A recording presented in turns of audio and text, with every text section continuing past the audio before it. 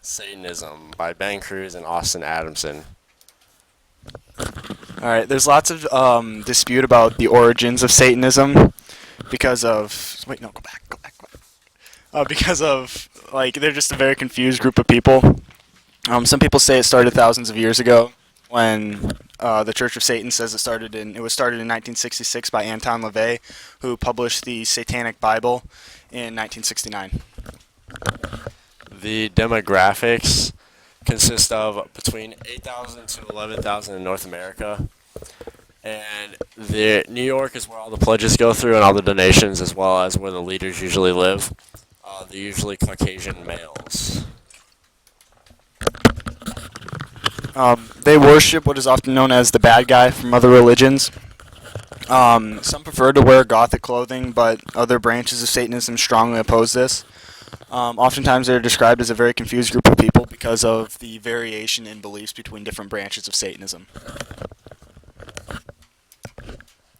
They would consider themselves atheists, and they do not worship the devil like most believe. Being atheists, they are indifferent to everything in the world, and they don't believe there's one or even many gods that control them or their actions. Their clothing usually consists of darker black clothing and would be considered as most by very different. Their clothing sometimes would have a triangle with eyes on them, or even a tattoo, or even would tattoo this on their body. Their music, common to their stereotype, is hard metal and usually dark and mischievous. This is not to say that this is true for all members, because there are several different branches which act different and do different things. Many Satanists just want to be different or rebellious. They enjoy their life on Earth through means of indulgence rather than abstinence. They follow the 11 rules of Earth, and this lays out a huge factor of their everyday life. Um, this is the satanic version of the Ten Commandments, even though most of them deny that there's any correlation to the Ten Commandments. For the most part, these rules are pretty straightforward, but rules number 4, 7, and 11 are rather odd. These state if number 4 is if a guest in your house, if a guest in your lair annoys you, treat him cruelly and without mercy. 7 is acknowledge the power of magic if you have employed it successfully to obtain your desires. If you deny the power of magic after having called upon it with success, you will lose all you have obtained. And the 11th one is when walking in open territory, bother no one. If someone bothers you, ask him to stop. If he does not stop, destroy him. To me, number 7 kind of made sense because Satanism is like Christianity flipped upside down, kind of. And Christians believe that magic or witchcraft is like the work of the devil. But 4 and 11 just kind of seem to be thrown in there as an excuse to just seem mean.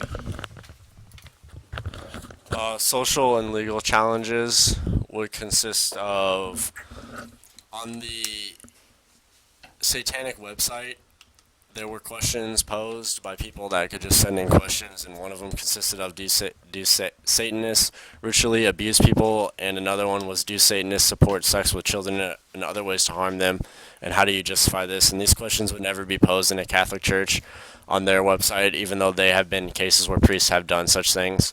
Satanists are also against anti-abortion laws, which give them a lot of scrutiny.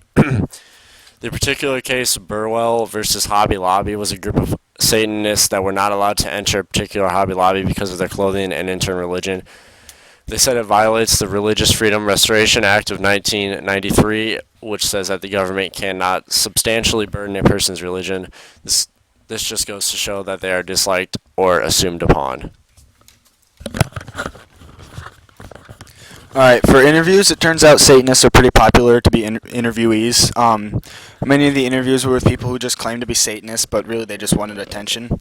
And one guy even claimed to have interviewed Satan himself, but I didn't use this just because that sounded a little off, and Satan had a decent sense of humor, and I didn't suspect that of Satan. The interview I will be using is with Anton LaVey. Austin will be LaVey, and I will be the interviewer. And here we go. Our religion is the only one, I think, in complete accordance with human nature. It is based on indulgence. Instead of commanding our members to repress their nature urges, we teach that they should follow. This includes physical lust, the desire for revenge, and the drive for material possessions.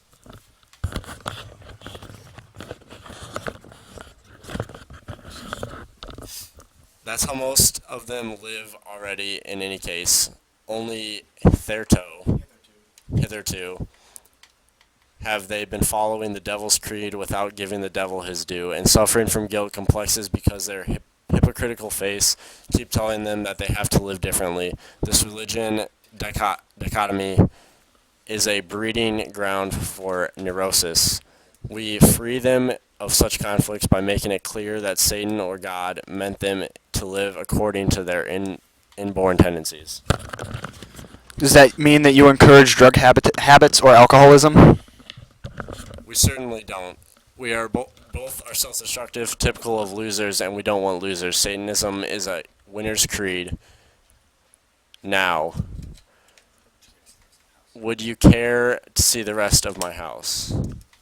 All right, that's just a small sample from the interview with LaVey. And what really intrigued me about this interview was how smart he sounded. Perhaps this is just because he's answered these questions 100,000 times. But I guess you do have to be kind of smart to start a religion anyways.